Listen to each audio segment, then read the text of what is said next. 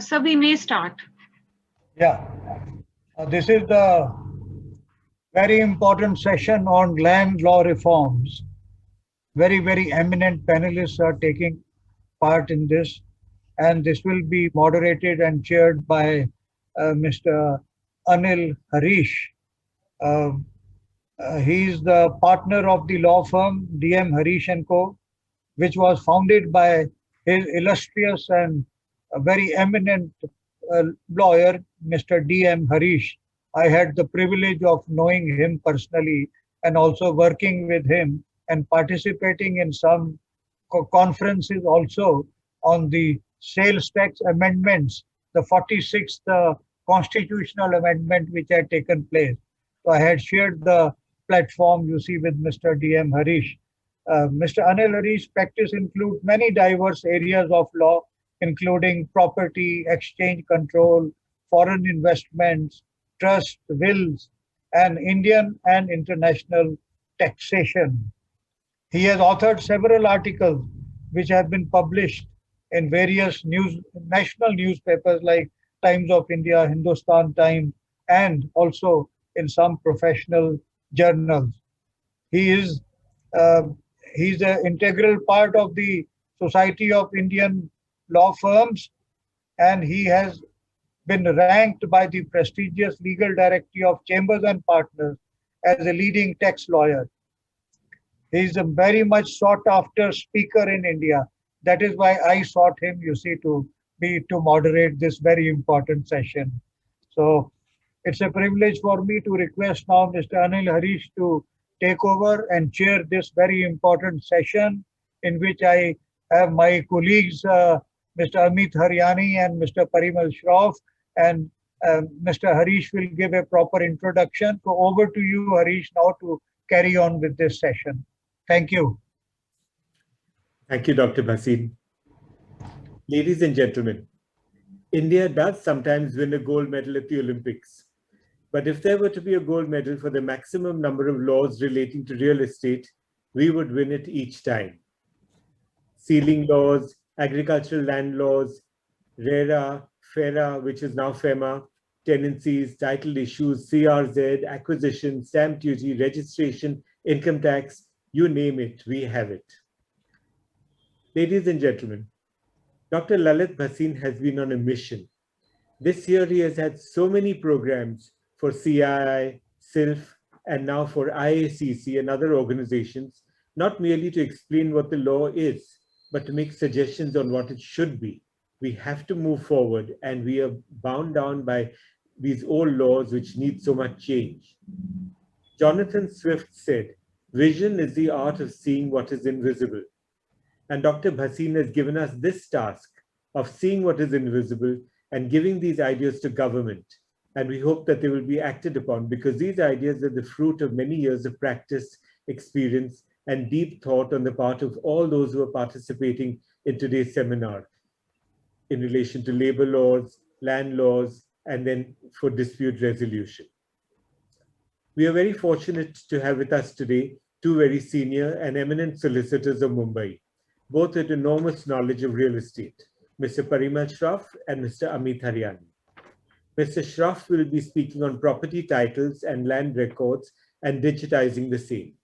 I am sure that you will agree that this is a very important subject and our present systems need a complete transformation.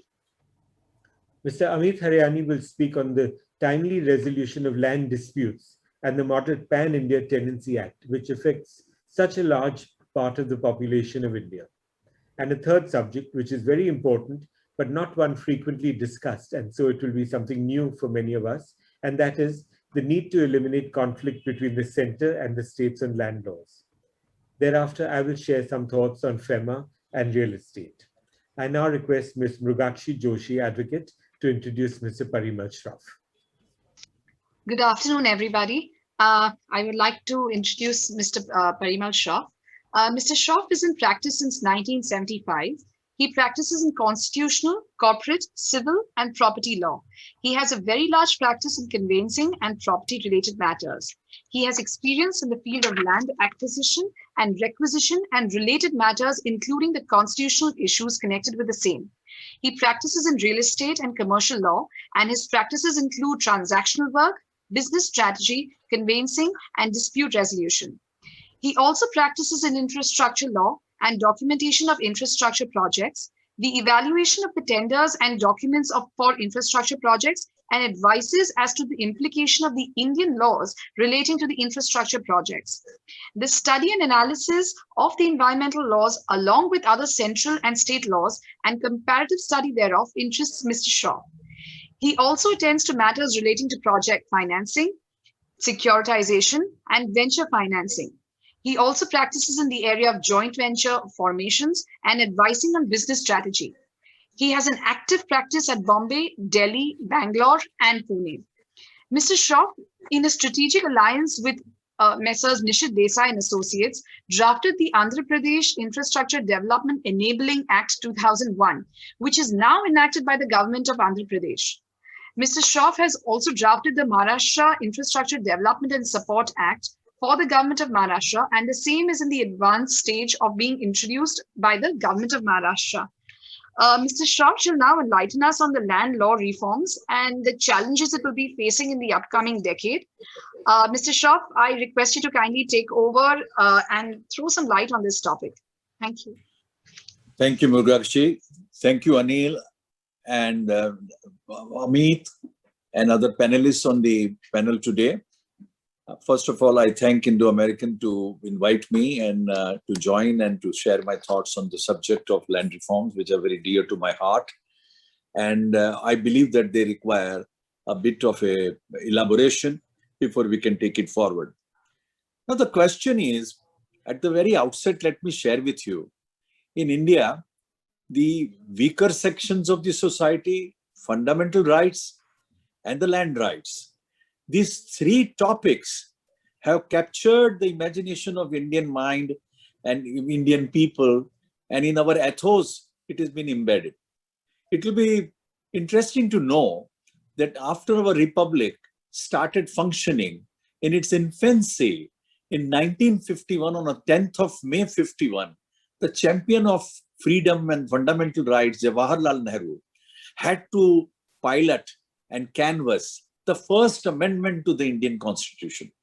This amendment was relating to, of course, many freedom of speech and expression, and along with that also about the land laws and about the zamindari abolition laws that government of India wanted to have throughout India for establishing, because to balance between the right to property on the one hand and have equality on the other hand, and equal distribution of asset on the other hand, there was a big challenge. We all are aware about the Ramesh Thapar versus State of Madras and Champakam versus State of Madras, the decisions which went up to the Supreme Court. And this particular amendment had to be canvassed by the same people who fought for having Part 3 and the fundamental rights there. So Zamindari abolition attracted attention of the government, and it had to really go back on the original guarantees which the framers of our constitution created just before the republic came into force. Since then, the land laws have not left us. The land laws require continuous upgrading, continuous relook, and continuous working on. Now, in the context of the land reform that I'm going to talk about, and the coming decade as I see it, where we are going from here, the interesting part of the story is that government of India now, since of course, from 2010 onwards, there has been a very, very active move for the purpose of reforming the land laws. The reformation of the land law was necessary by reason of the fact that the 3/4 of the Indian household investment is in real estate. Everybody has something or the other to do with put their savings, put their income, put their capital into the landed property and the landed asset. Now, there is no clarity of thought in respect of the holding of the land asset for the purpose of title of the land asset. How do you succeed to the land property, landed property? How do you acquire one? How can you have without having any encumbrances and without having any title dispute about it? These are the questions which have captured the mind, and I would say that it has left us worried throughout the length and the breadth of this country. So as a result of which, from 2011, there have been a moves by the respective governments which came in India for the purpose of having digitalization of the land record on the one hand. On the other hand, we always wanted to have a computerization of the land record, which could probably get us more clarity. For example, those, and I know the co-panelists who are there with me will also share the same experience which I have had, that if you are practicing or you were practicing in Karnataka or Bangalore city where the land prices zoomed up, and 10 years ago it was a completely madness. Throughout India, people wanted to acquire a piece of Bangalore and surrounding areas in Mysore and Hubli and other places. Now the scenario was, you can't read the land record because it is all in the local language. Secondly, that the land record is not reliably available. And there is so much of a fraud and fabrication which is going on that you can never be sure. So an outside lawyer will require to have somebody from Bangalore, and people used to say that you must get married there because then your wife at least will translate the Kannada to you. Otherwise in English you will not be able to follow and have any trustworthy translation of the land record which you may hold. Coming back to it, that was in a lighter vein, but governments in this country, the states in this country have taken a tremendous steps in this area. But first of all, we must congratulate the present government, which went ahead and had digitalizing and digitize India was not only the slogan, it started working and putting it into action. And I am delighted to share with you that in India, it is believed according to the census that there are 6,55,954 villages in this country, out of which 5,91,221 villages are computerized and their land records from there are now available. They are tangible, they are possible to be approached, they can be read. And out of that substantial amount of land record is possible to be quoted in the courts, it can be cited in the proceedings, and it can be relied upon and depended upon. And this is not only the story of the villages. Out of 28 major states in this country and 8 union territories, this particular march of digitalization has gone ahead. And our records are getting digitalized. Now, what convenience it gives you, what access it gives you to the information, to the title, to the legal position, only a lawyer can really enjoy and be able to demonstrate and share with you. And let me tell you that it gives you a complete ease of operation throughout India. Of course, there are parts of the country, for example, Mizoram, Nagaland. These are the areas in which the computerization hasn't reached, and we are not able to get a land record available. Though I believe that they are not in the mainstream in that sense, where the rest of the country is interested in that land transactions over there. But otherwise, leaving aside these northeastern provinces, the other areas are highly computerized. The digitalization of the land record is a reality today. So this land reform has really given a new turn to the complex legal system that we have. Of course, because of our historical background, because in India, the presidency towns always ruled from 1810 or 1820 onwards. The presidency towns had their special law. They belonged in a special category. They had their own development, and they were having their own system of law by which that it was not possible to go into those records and probably change them or make any substantial connection with the rest of the country by making it into a uniform system. But this digitalization of land record in the 28 states have completely changed the scenario today. And this reform, I believe we must take note of, give credit for, and proceed further.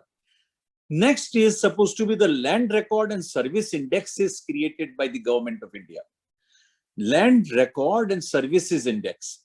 Now, this is giving you an access to land parcels and where they are located, the ownership and the title. All this index has been generated. Of course, it's incomplete It's a work in progress situation, but still Land Record and Services Index has further revolutionized the complete land record system in this country. And we are no more into that primitive, or I would say that ancient system in which you need to go to the registration office, you need to go and find out a copy, you need to take some sort of a local help for the purpose of reading the local language. All that is history, all that is behind us. And that is where the situation has completely taken the turn. Now, the more interestingly, the issue is the economic changes have now compelled, there is the manner in which, sometimes the society reflects in literature and literature reflects in society scenario. The economic changes have compelled our lawmakers, our government, and the persons in power to think about normalizing and simplifying the entire legal land record system. Why? The bank want to lend money, but it cannot lend unless there is a security. The security is not reliable because it does not have any document. The banks are depending upon some lawyer or somebody to certify and say that this title is marketable and let's lend the money, and there is a proper security in favor of the bank for the purpose of securing the advances that it will do. As a result of which, the banks are reluctant to give the money. People don't get a credit. There is supposed to be a credit squeeze. And at the end of the day, there is a complete deficiency of the funds in the market. For all that, the government has become conscious that you require to have a matter must reach. Entire India has a system whereby which we are going into presumptive title. You presume title and you don't have a conclusive title system. The conclusive title system, which started in Torrens system way back in Australia, as famous as Torrens system. It was in the memory of Mr. Torrens who invented it, which was in US and in Australia, that it became very, I would say, customary. And from that, the rest of the countries have followed. This, you require a conclusive title. Now, what is a conclusive title? The conclusive title is somebody must say that this title is marketable, then this is free from encumbrances. And if there is any defect found later on, somebody should be held responsible. And it can't be a party merely professing that I have a title on the basis of so-and-so document. Therefore, it is presumed that I have got a marketable title. So now this particular debate has resulted into, after the Torrens system was followed, studied, imbibed, and I would say that gone into, the government of India also joined this particular trend and said that you should have land titling bill. So now let us look at what is the progress of the land titling bill in this country. Land titling bill in short means that the title of an immovable property is certified under a law, government becomes party to it, and you get a government certification for a title. Once you have those certificates in your hand, then in that event, that certificate operates as a conclusive title certificate, which can be cited, which can be relied upon, and in the event of there being found to be something incorrect with it, then you can hold government or the authority appointed under the law to be responsible. This is no more a general law as it started in 2010-11 that the land titling bill history started in India. And it remained, it languished because I believe it was not a priority area and nobody really thought about it. But I'm really happy and delighted to share with you that in December 2020, government of Andhra Pradesh has now in the Legislative Assembly has passed a law, Andhra Pradesh Land Titling Bill 2020, and it has become now law and awaiting the promulgation or assent and to go further because there are several central laws are getting amended by this law. It has got what bearing? The Land Titling Bill of Andhra Pradesh is amending Registration Act, is amending Land Acquisition Law, is amending Code of Civil Procedure. It is amending the various connected other land laws. And this is supposed to be one law which is dynamically going to change the complete paradigm of the land law system, not only in Andhra Pradesh, but all in neighboring states also, where it is going to be connected with. They have now got 14,000 trained staff, which is in the field for the purpose of making the computerized further perfect law, perfect legal documents, as well as the maps of the cities and villages. They are starting with the rural area and coming to this urban area. They are using drones. They are using the cell phones, and they are using rovers for the purpose of assessing and looking into this. The government of India in the present budget has allocated 980 crores of rupees for the purpose of digitalizing the land record and making the land record titling also to be made possible throughout the country, and to give fund from the government of India. And the Honorable Minister of Finance also devoted a lot of time on this subject in her budgetary speech. Now, coming back to it, so land titling bill started its history, has genesis in 2010 and 11, that it started but could not really reach to any substantive position, and it remained. But now Niti Aayog has also taken up in its hand this land titling billing in 2019. They have had their committee appointed, and there is a conclusive land title that they are now committed to provide in India. And I believe that this particular movement which has started, and as we can see that in Andhra Pradesh, it has reached to a very great height, and maybe somewhere in this year, it will be a functional law which will come by, and it will completely revolutionize the land laws as we understand, and it will not be anymore going back to the old title deeds. So the title, the ownership, the document, the boundaries, the plot ownership, the transfers, the succession, everything will be controlled by the land titling bill, and we will have one law to look at. And that is, of course, it will take time, and I'm sure that it will require a lot of implementation and the teething problems it will face. But to my mind, it like the Real Estate Regulation and Development Act 2016, this law is going to completely change the face of the land laws in this country.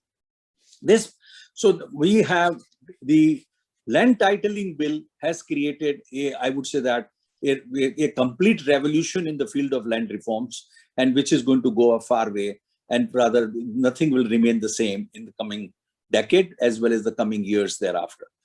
Along with this, there is another burning issue, which I believe that being a practitioner in a field of land laws as well as real estate, we all feel there is nothing like, though I believe everybody talks from the rooftop, the product called title insurance. The title insurance is a need of the hour. There is a crying need today for providing for a title insurance. From any angle you see, whether you see from a banker's angle, whether you see for the housing loan, whether you see for a builder who wants to undertake the development, he requires the title insurance, because before he puts in his money, before he undertakes the project, before he gives an assurance in turn to his buyers or the allottees or his investors, he requires title, because otherwise he will expose himself to the blame or the claim for the purpose of defective title. Now, this title insurance, it all started again, there is some little history attached to it. Way back in 1853 in Pennsylvania, the society was started for the purpose of title insurance. Now, that continued and it developed into that area, and that society, with the civilization being prosperous, they completely developed this thought of title insurance, and that product is a well-established product available in the economic scenario. But in India, we also started doing that, and we started equating title insurance with the indemnity insurance. And we said that this should be really started. For that, we tried to copy the US and the Canada model, and we wanted to bring it in. And we started bringing in this title insurance subject. We have got Insurance Regulatory and Development Authority, IRDA, and IRDA has also appointed a committee for the purpose of this title insurance product. And of course, there are 3 to 4 companies in India which are offering this product. Not so very popular, because first, it is expensive, B, it is clumsy, 3, it is not having a proper clarity, particularly because of the lack of legal system behind backing it. Therefore, the title insurance has not become as common and as, I would say, that applicable as it would be in US or Canada. But I believe we are on the way to now develop, because these are all going into back to back.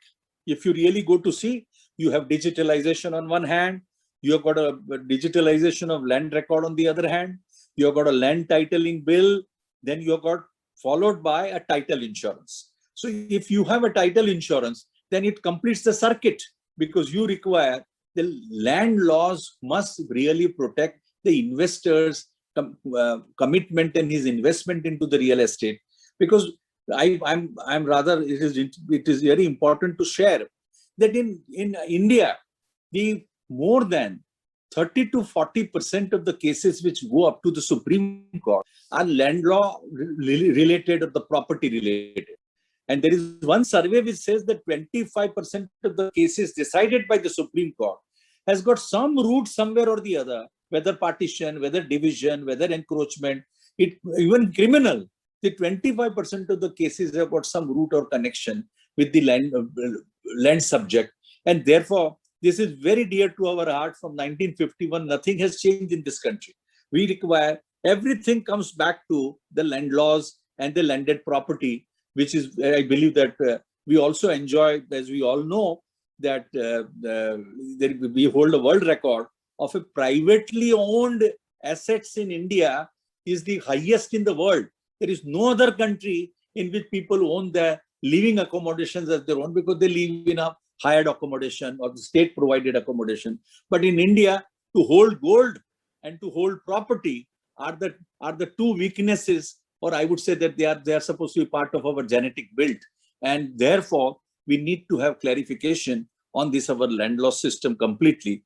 And title insurance is one product which is developed, though in infancy, but I believe that is the next level at which that we will be able to expect that it will come, and it will be surely with us, and it will be part of our day-to-day life.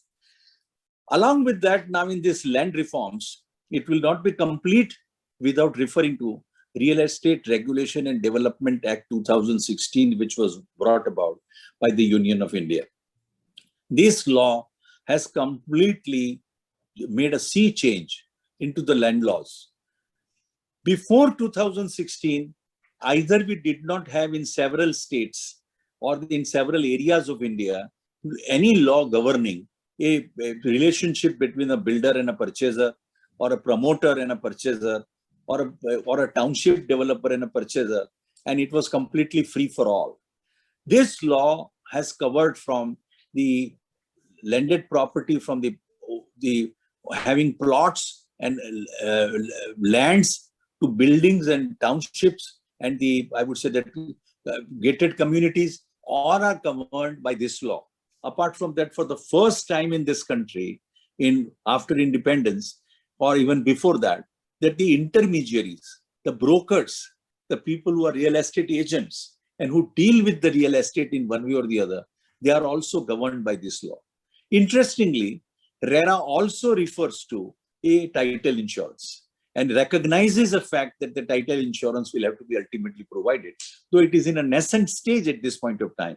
But RERA has completely changed the I would say that horizons of the land laws, and it has given a new direction. It is giving clarity. It is giving comfort. It is giving you from development to marketing to security to ultimately dispute resolution. It is a one-stop shop in which you have got all the provisions which are governed. And I believe the beauty is that it is throughout India available, and as a result of which it will be easy for anybody dealing in the subject of real estate, whether as a practitioner or as a person who is a consumer, he will be able to fall back upon the provisions of RERA, get some information on the subject, and he will have some assistance because of RERA to get into some clarity because of Real Estate Regulatory Authority of every state in which that they function. Though there are some states like West Bengal have got some difficulty in enforcement of RERA, but I believe it's a temporary phenomena, and we will probably come by and by, it will fall in line, and we will have a uniformity throughout the country. The subject of real estate, though my dear friend Anil Harish is going to give you a more elaborate and intimate view of the FEMA, but the situation is that press note number 2 is I would say that is some sort of a gospel which you can't really forget referring to, and in which how the FDI started getting into the Indian market, and how from 2005 we saw the foreign funds coming in for the purpose of development, of course, with some restrictions. How between we had from 2009 to 13 relaxation we saw into this area, and how the restrictions and the constraints which were prescribed were really released. Now leading to, after this is over, we suddenly find during COVID that there were creeping acquisitions, people trying to take by reason of the fact that due to COVID there were economic crisis, and as a result of which there were many companies suffering and starving for funds. And it was found that there were neighboring countries were trying to get in.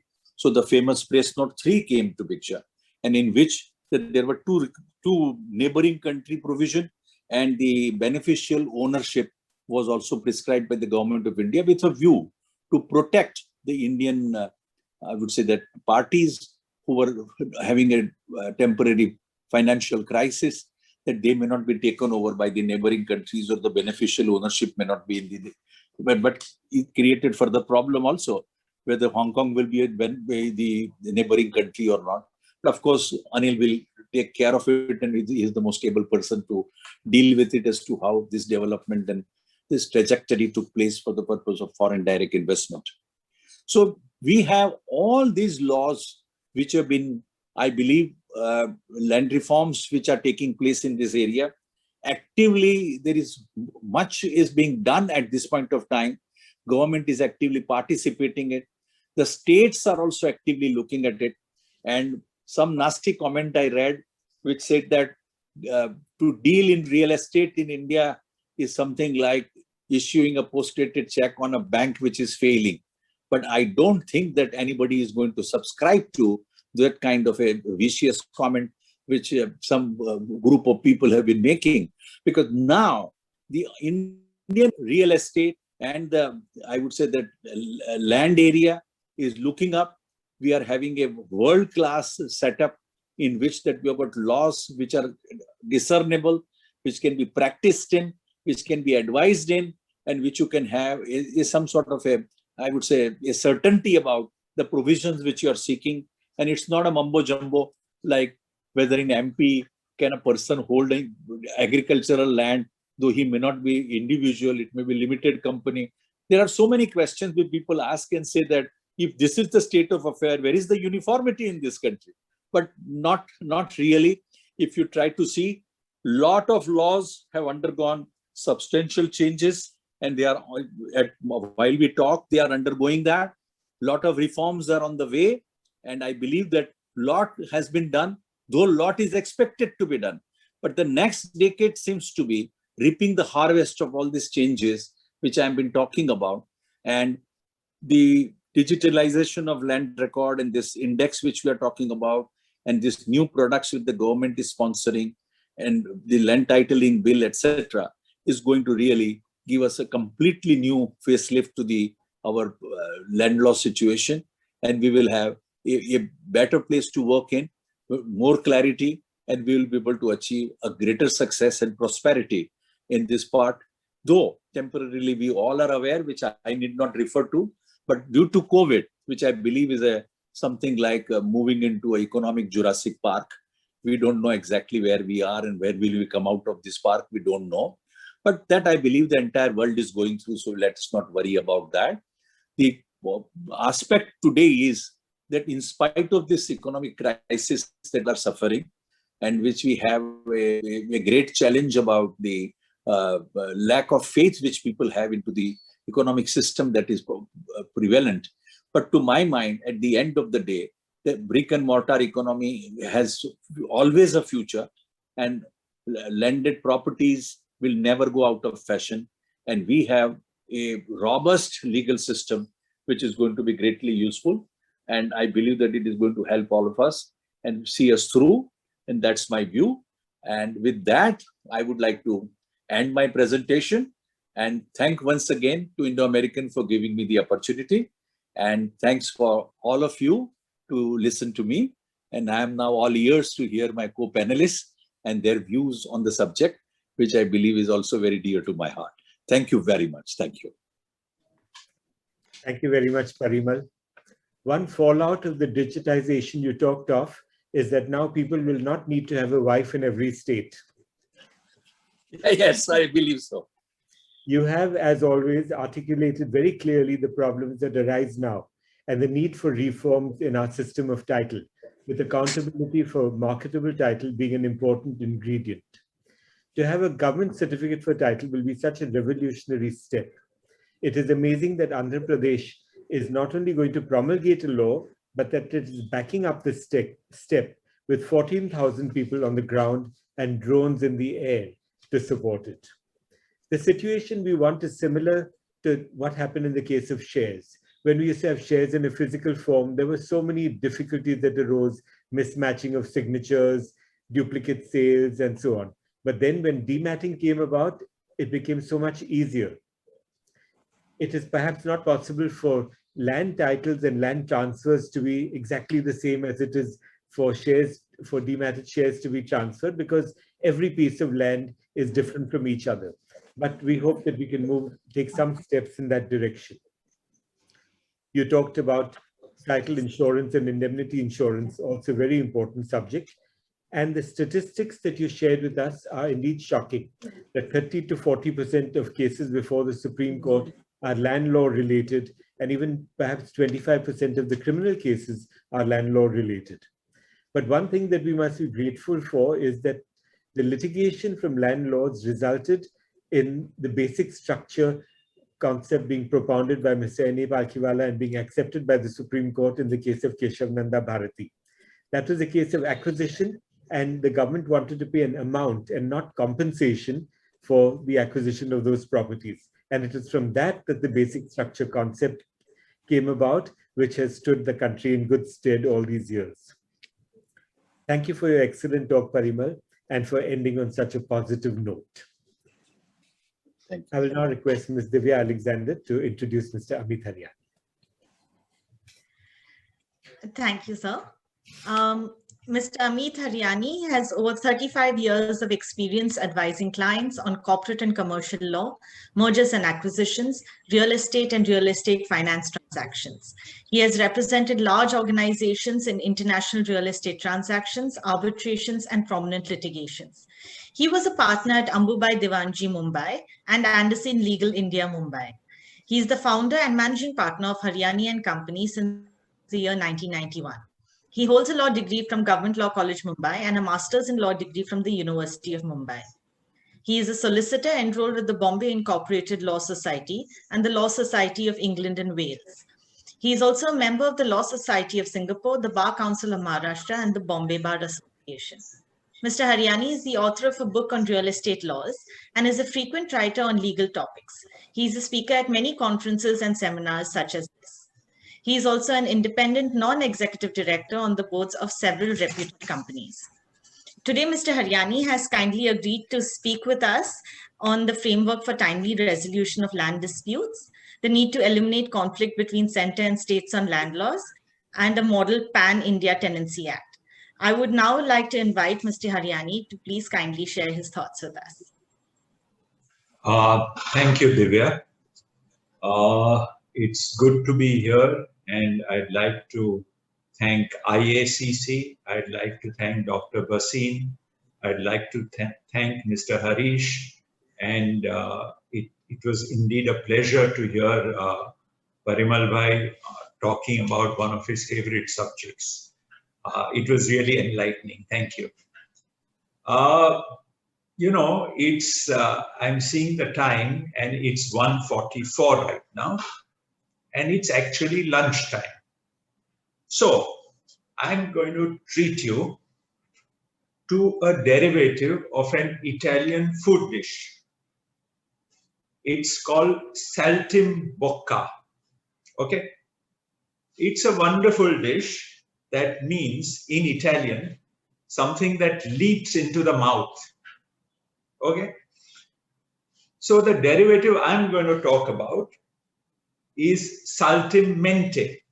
Saltimmente means something that leaps into your mind. So it's really food for thought that I'm giving you. And I hope you also have your lunch in the meantime. There are about 1,700 viewers that we are here with. So I hope you are having lunch, and I hope you also enjoy the talk that we are going to present to you. I'm going to present a screen. So I'll just do that. Can you please help me with that? Sure, sir. Thank you.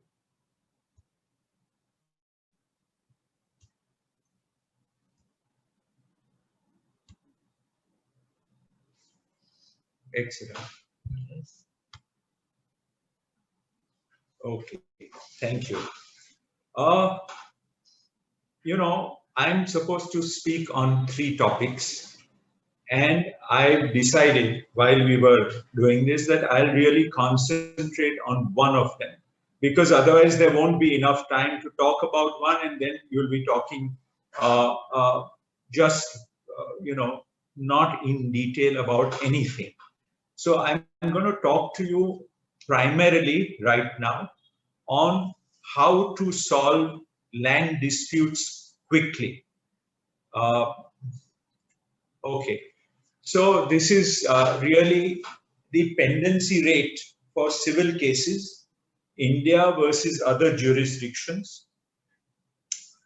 If you see the chart on the screen, India has the number of cases instituted in 2015 in subordinate courts in India is approximately 37 lakhs.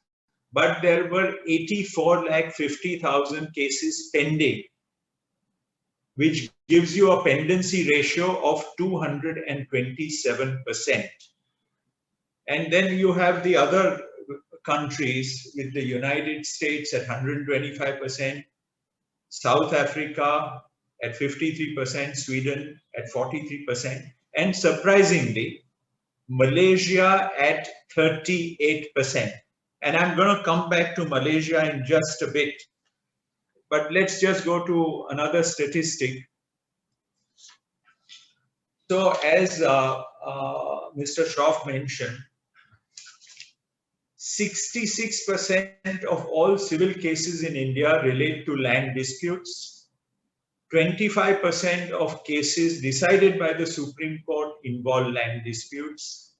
And approximately 77 lakhs Indians are affected by conflicts over land issues. And the amount at stake is approximately $200 billion. So that gives you the idea of what is happening and why everything is really affected by this whole issue relating to land disputes. But you know, we know all this. Can you really do anything about it? And that's the question. So I'll just show you again. Malaysia. Malaysia was in 2008 as bad as or worse than India. But what happened? What happened was that a new law, and we are going to discuss what that new law said. There was a court backlog and delay reduction program of 2008, which was introduced in 2009 in Malaysia. And from a 200% pendency ratio, it's come down to 38%. Can you imagine that? From 200 to 38%. So there is something that you can do, and you can take the best of all the experiences all around the world and do something about it. So what I'm going to take you through is the current status right now of what's been happening. Okay, so this is the current typical flow of a suit. At this point in time, for a final hearing and a final disposal at just one level, it takes approximately 5 years plus for disposing of the suit. And this slide at the moment, slide number 4, just has only part of it till filing of the written statement. The main delay that occurs is during the evidence, and we'll talk about that in a minute. But from this 5 years, it can be actually reduced to something between 12 and 16 months for final disposal of the entire proceeding. And how can you do it? Why am I saying a range of 12 to 16 months? You have two sets of suits, fast track suits and your long cause suits. Okay. So we'll just go through the what I would suggest. Okay. The first thing is pre-suit mediation and settlement. We have this in the Commercial Causes Act under commercial division in India now, in Bombay now. And this adds time. The 12 to 16 months that I mentioned includes this 3 months period. So what is being suggested is a serious attempt to mediate and settle many disputes, if possible. If that doesn't happen, then you go ahead with the filing of the plaint and serve the summons. Here again, we have the summary judgment possible only in case of monetary disputes, but where there is no monetary dispute or a land dispute, we don't have a summary judgment. But again, that depends on what the written statement says. We have a situation of appeals and appeals and appeals going on. So the suggestion is that you must limit the scope of appeals. If you see the comments on the slide, the blue comments are new provisions to be incorporated. The other comments are actually amendments that should be made in the law. So these are all the suggestions that are there. And what do all these suggestions do? Basically, they incorporate time limits for doing what needs to be done. So there must be some sort of a discipline that has to be instilled in the litigants, in the lawyers, and in the legal system itself, which I will come to in a minute. So this is half the current typical flow of the suit. And now we go to the next page, which is the next slide, which now takes, often this takes more than 60% of the time required for disposal. And in that, many times the inspection of documents, the admission and denial of documents, all these things take an enormous amount of time. So again, the suggestion is that there has to be a time limit implemented for doing each of the things that need to be done. But most important is this slide, the case management hearing slide, where issues are framed, dates are fixed for filing of the evidence, for the recording of the evidence and the cross-examination, and dates are fixed for arguments. What this happens, when this happens, what this leads to is a time which is fixed for doing things, and then of course the judgment.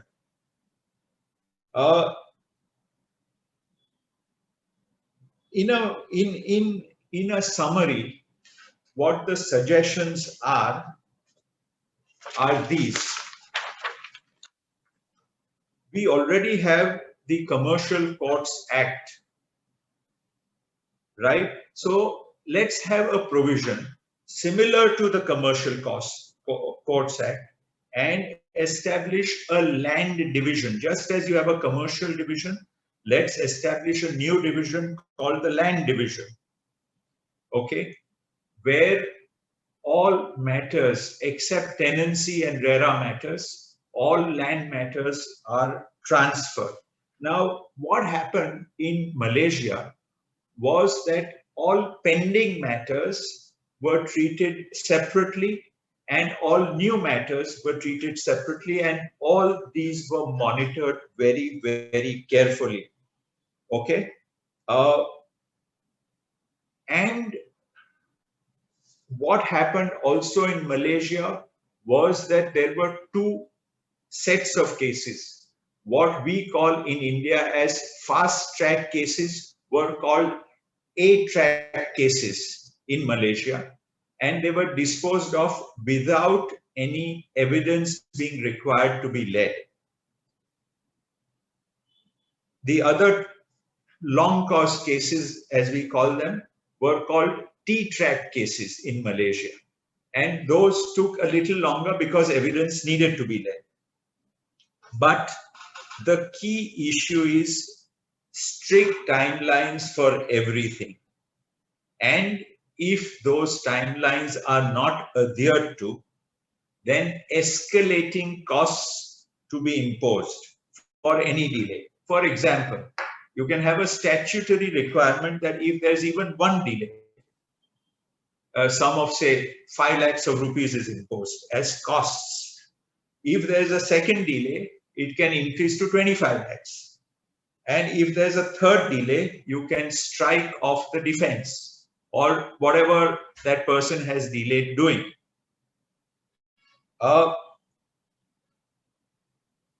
These are all the details of what can be done and what can't be done.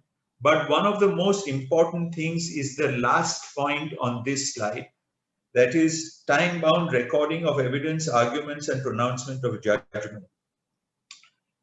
For all of us who have been both in Indian and international arbitrations, we know what a difference there is between the Indian and international arbitration. Our court recording and transcription systems need to be improved tremendously. You know, you can just have 5 cameras in a courtroom and have the transcription done from the recording. That never happens in India. We've all seen each question in an arbitration often takes 5 minutes in India, in the traditional sense of the term. So we need to ensure that there is an absolute time-bound recording of evidence, which has to be coupled with the first item on this page, which is reorganize the system of listing of matters before the court. The number of matters listed must be limited and with specific time slots to be allotted. And we can't have a system where the court says that I do not have time to hear this. You can't have a system of tariq pe tariq pe tariq. Yeah, it's essential that the entire system works. It's not just the litigants, it's not just the advocates, but also the court system must give enough time to themselves to ensure that the matters are disposed of within a particular time frame. And just the fact, coming back to the point of how do we remove this screen share? Please remove it, please. Thank you. Okay, thanks. Sure. So the point here is just the fact that there are 84 lakhs cases should not really bother anyone about the fact that, oh, nothing can be solved. It can be solved. And it will take a few years. It's not going to happen at the press of a button. But I would say, as Parimal Bhai said, something that can be done in a space of 5 to 10 years. Unless you take the first step, it's not going to happen. So you have to discipline yourself. You have to ensure that the system works, and based on that, I think we can make it happen. That's what is key to ensuring that the justice delivery system, especially in land matters with such a large volume of numbers of cases, large volume of people affected by it, and large values involved. You need to set this straight so that you can get on with our life and make India progress into what it needs to be. Thank you.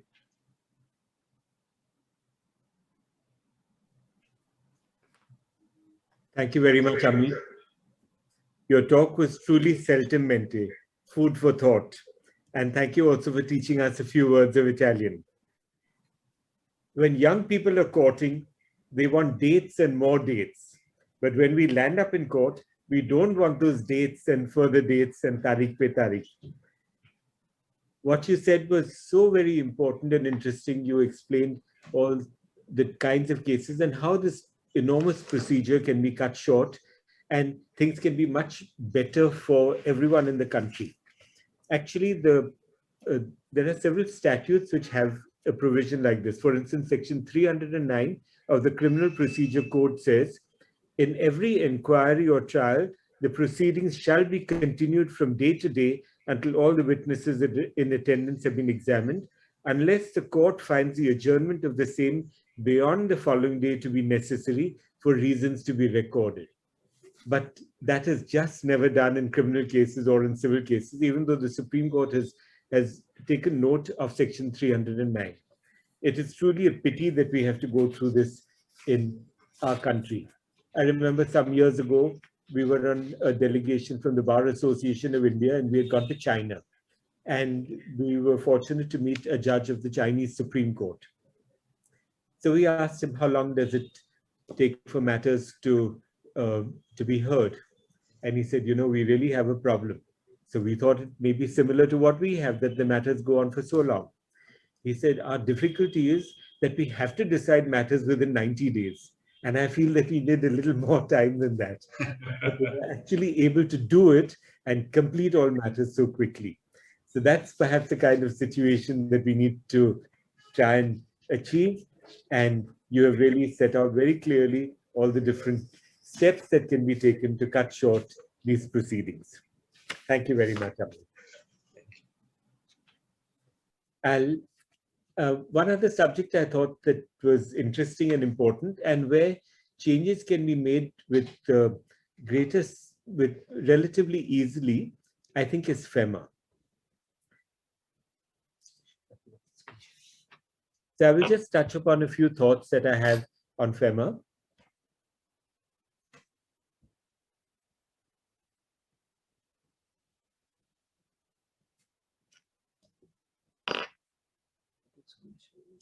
Yeah, he was doing it.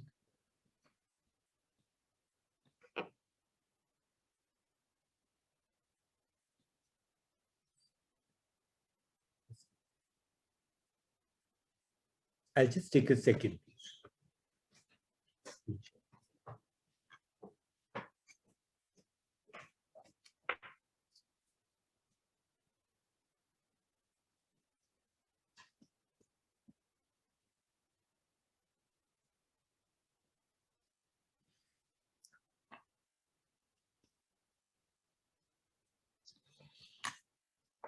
A man's home, it is said, is his castle. This is an actual ad of a castle with 15 bedrooms. The cost, as you can see, is just 4.77 crores. In our dear city, Mumbai, many homes cost as much as a castle. So what does the cost of property have to do with FEMA? The answer to that is the flow of vitamin M, money. FEMA is intended to be a regulatory statute. Its precursor, FERA, was the Foreign Exchange Regulation Act. However, insofar as real estate is concerned, it is not merely regulatory, but restrictive and even prohibitory, and thus holds up the natural development of the real estate sector. For example, Mr. Donald Trump can participate in and has participated in numerous real estate companies in India.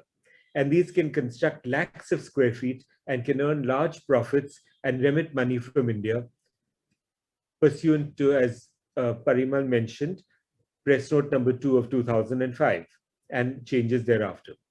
But if Mr. Trump personally wants to buy a single apartment, even in his own company's buildings in India, he cannot do so. We see advertisements for property in Dubai and London and Malaysia and so many other countries. And foreigners are encouraged to buy there. And so many Indians, in fact, do buy properties in other countries. But foreign citizens who are not of Indian origin cannot buy here. Removal of just this one restriction in FEMA could have so much impact on real estate in India. If just, say, 7,000 people not of Indian origin from all over the world, whether they be from England or from the Gulf countries, were to decide to buy a property in Bombay, Delhi, Goa, where many people do like to buy, or in any other part of India for just 1 crore each on an average, this would result in $1 billion, 7,000 crores coming into the real estate sector. What a boost it would be. And think of the downstream impact, stamp duty, furnishing, people coming to stay here and spending. It would add up to so much more. And the government doesn't need to do much. The change is only required in the FEMA Non-Debt Instruments Rules 2019. To modify what Neil Armstrong said, that's one small step for the law, one giant leap for the Indian real estate sector. Another aspect of the NDI rules relates to inheritance by a non-resident. If, for example,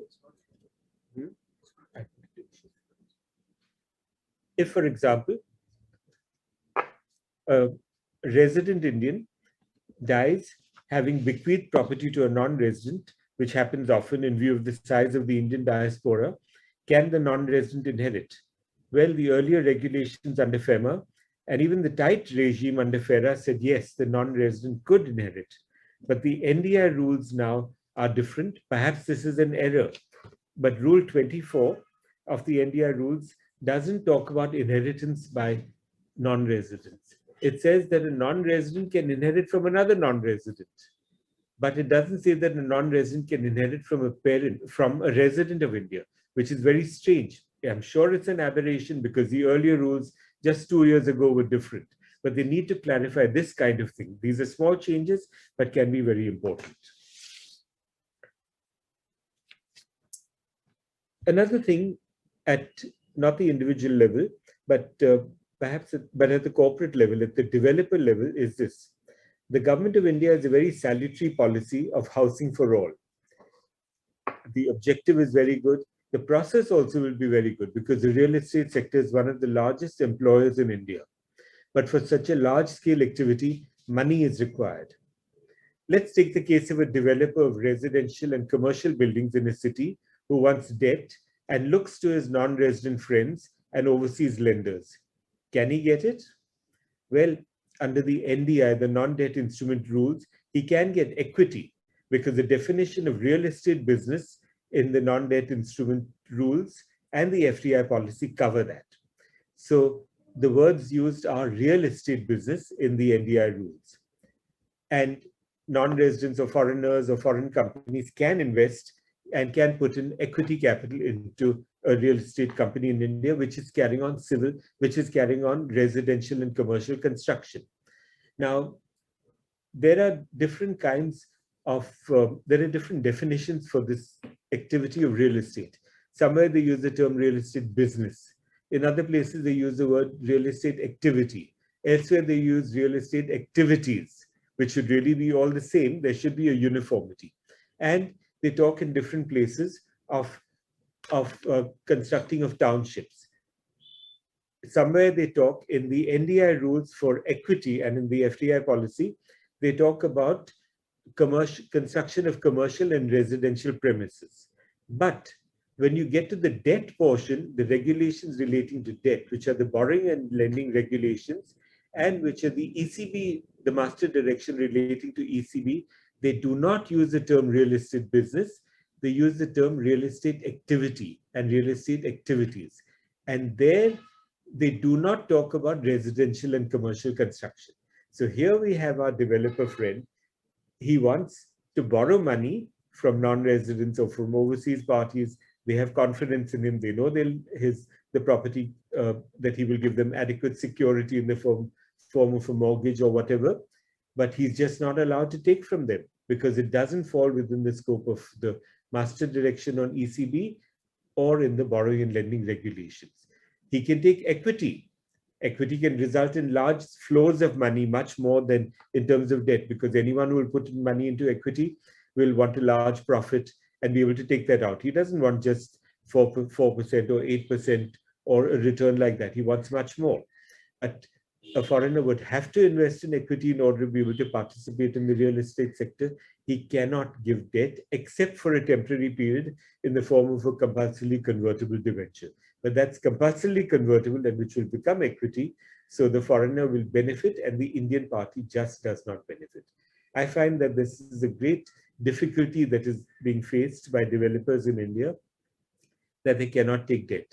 Many times people who want debt get it in the form of equity. So then a foreign party will give money as equity, and then there will be put and call options, and they will say that if the price is that when you exit, this is the amount you will get, only a certain return, which is actually linked to the return that one would get on debt. But because of all these regulations, a foreigner will expect more, a resident will find it much more difficult to find people who will invest like this rather than just a clear, straight debt activity. This is, I think, a very important change that needs to be made to streamline the availability of debt in India, because that is what is really needed. We know how difficult it has been for the real estate sector in the last few years, with markets tightening, with the lockdown, and many people actually have suffered. So the law does need change. As I said, the definition of if a person were just to read the FDI regulations and they think that non-residents can participate in real estate activity, but find that they cannot do it in debt, that will really be a shock. So one cannot take anything for granted. In law, as in life, you just have to look at every single detail and cannot take anything for granted. Ladies and gentlemen, foreign exchange regulation was introduced in India on 2nd September 1939, on the outbreak of the Second World War. It was also introduced in the UK in 1939, but the UK removed foreign exchange regulation in 1979. That means they also had it for 40 years. But we have had it now for 82 years. Things have changed, times have changed. India's reserves now, as on 5th March 2021, are $580.299 billion. And India has the 5th position in the list of countries with the highest foreign exchange reserves, after China, Japan, Switzerland, and Russia.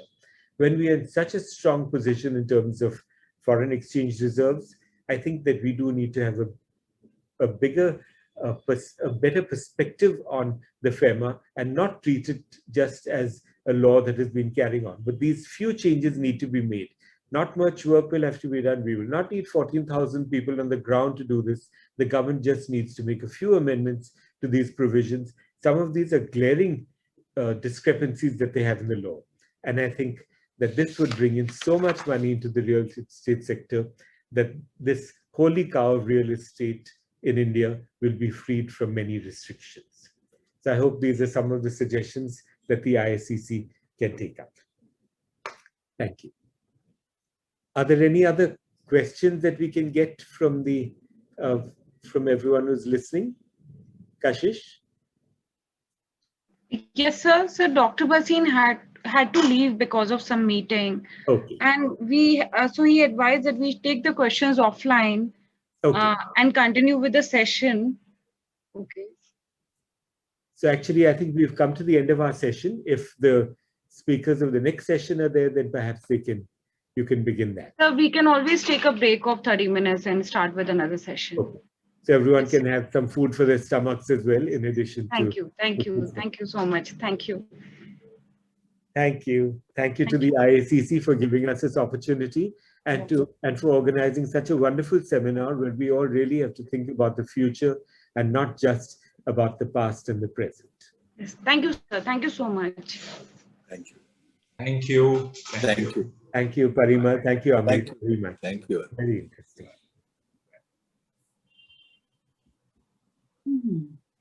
So,